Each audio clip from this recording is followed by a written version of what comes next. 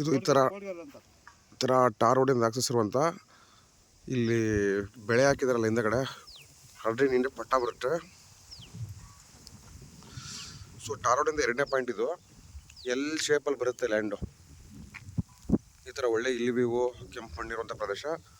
ಫ್ರಂಟಲ್ಲಿ ಪಟ್ಟ ಇರೋದು, ಉಳಿದದ್ದು 4 ಎಕರೆಯಷ್ಟು ಬೋಡಿಗಲ್ಲು.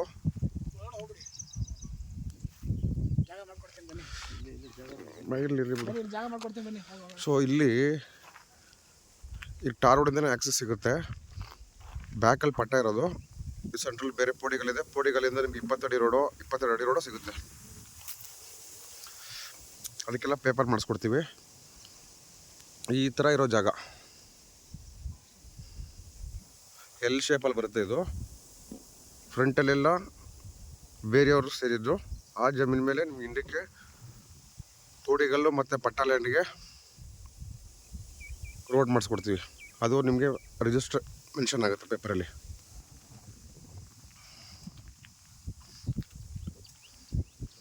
ಇದೇ ಥರ ಟಾರ್ ರೋಡ್ ಆಕ್ಸಸ್ಸು.